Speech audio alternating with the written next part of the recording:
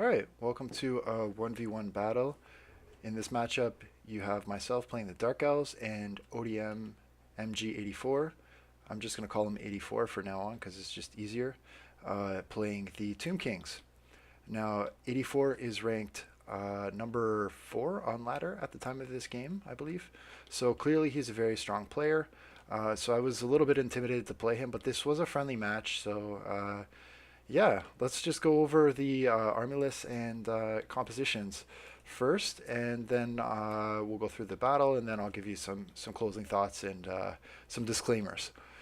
So for my army, I wanted to go wide because I know Tomb Kings likes to bring a lot of spears and halberds generally. I mean, at least most players you go against, and then they'll rely on some type of shooting and then interrupts on the approach. So they'll try and prevent you from getting in close. This map was selected by ODM. I'm not sure why he chose this map specifically, but it was very heavily forested, and I guess he wanted to surprise me with a lot of hidden units. But for my army comp, yeah, I have Sisters of Slaughter on both flanks, and inside of them I have 2 units of Corsairs, and then I have a front line of Bleak Swords. Now, why did I choose this particular deployment? Well, it has to do with the speed. So if you look at the speed of Black Ark Corsairs, they have a speed of 40, and then the Sisters of Slaughter, they have a speed of 44. And then the Bleak Swords of those units are the slowest with the speed of 33, right? So the idea is, as your front lines are engaging, you're going to have these guys curling around, and then the Sisters of Slaughter curling around them. Same thing on the other side. The Corsairs are going to curl around here. Sisters of Slaughter are going to curl around here. And they should all sort of hit that front line at the same time. That's the idea. But in order to get the infantry there so that it can do work and do that flanking maneuver, you have to be able to support it so that line basically doesn't break. And so that's why I brought 4 units of Cold One Knights. I have one other unit here in reserve. So I didn't bring the skirmish cavalry because Tomb King is not generally known for their speed, and I thought the speed of the Cold One Knights would be sufficient to deal with most things and would be able to deal with the large monsters if they went with Necrosphinx or even just heavy Tomb King cavalry.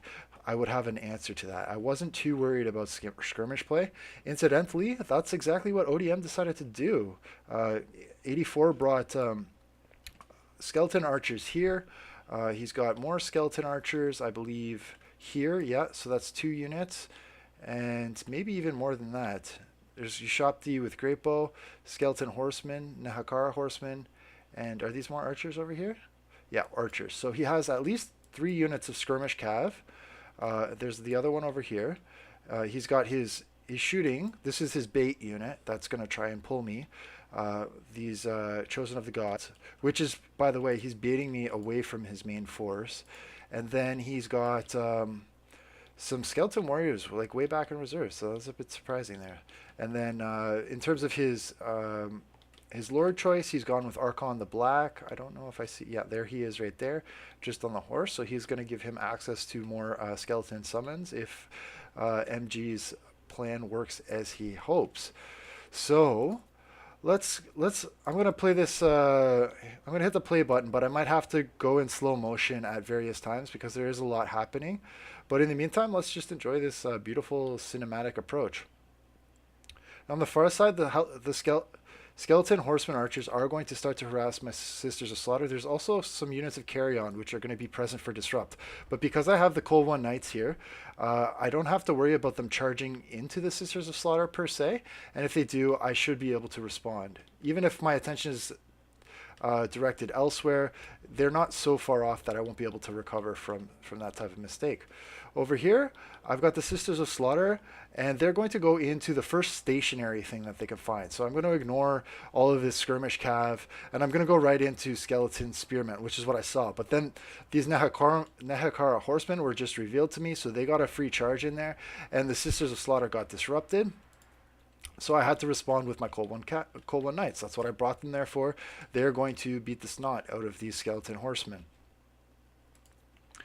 On the far side, the carry-on decided not to interrupt this infantry. So what you can see is, like I was planning, I was able to flank round with this infantry. And if I can get in some rear charges on the back of this infantry here, that's going to help me a lot.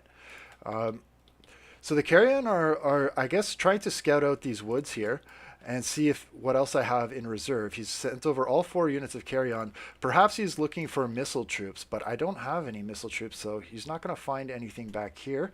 All I have in reserve is Crone Hellebron and this Sorceress of Fire, who I've kept hidden for the most part because I didn't want to show my cards too early. So over here, the Cold One Knights are into the Skeleton Horsemen and the Nahakara Horsemen. Oh, sorry, there's no...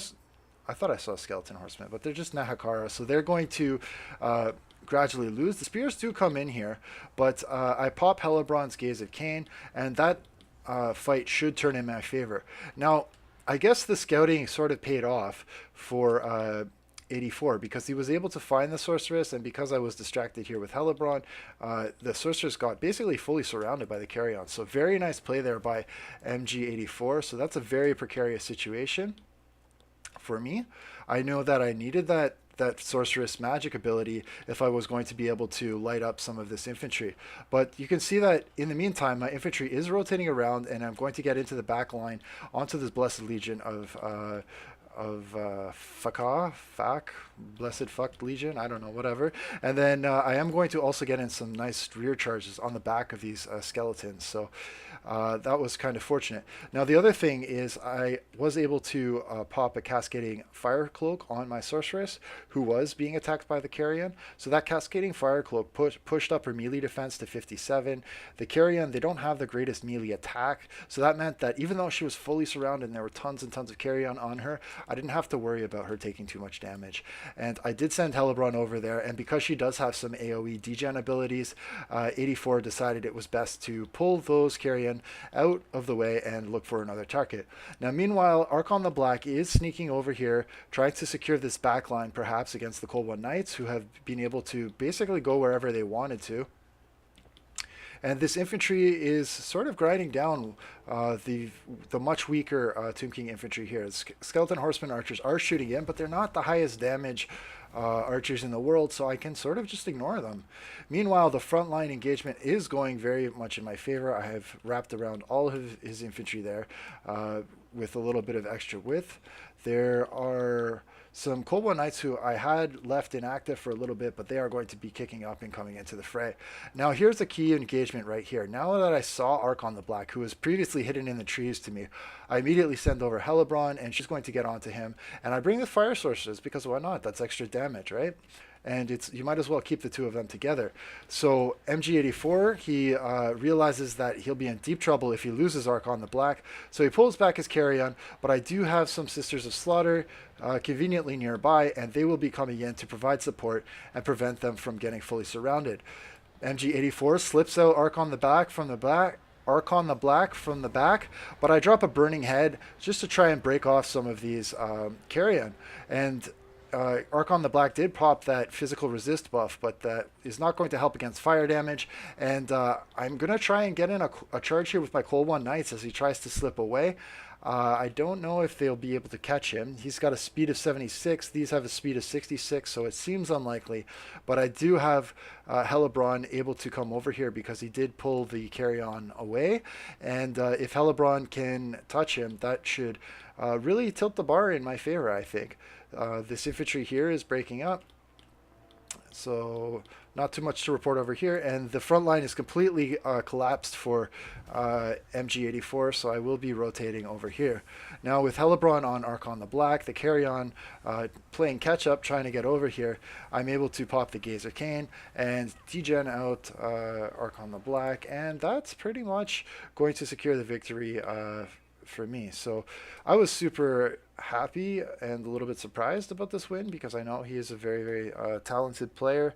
We did play a rematch where I played Bretonia and he played Beastman, and he beat me. Yeah, unfortunately I don't have that replay saved, so I can't show it to you, but I mean, both matches were very, very fun. And we sort of, you know, went back and forth on theory crafting afterwards about, you know, what I could have done differently with the Bretonia army versus him, and what he could have done to counter it. And so it's always fun when you're going up against a good player to learn from them. And when you win, that's great, but you usually don't win as much sorry, you usually don't learn as much when you win as when you lose. And when I did lose to MG84, I was, I was respectful and I asked him some questions and we were able to sort of help each other both get better, I think. So, yeah,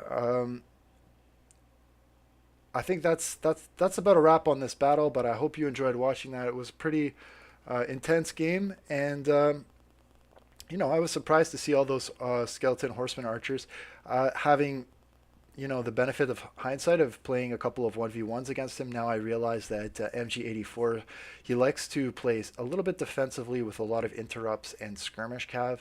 So if I were preparing to play against him, I would definitely be thinking about, well, what can I be doing to deal with the skirmish cav? Either screen them out with spears, or can I, counter them with a little bit of shooting of my own. So super fun game, and thanks for tuning in. Take care. Bye.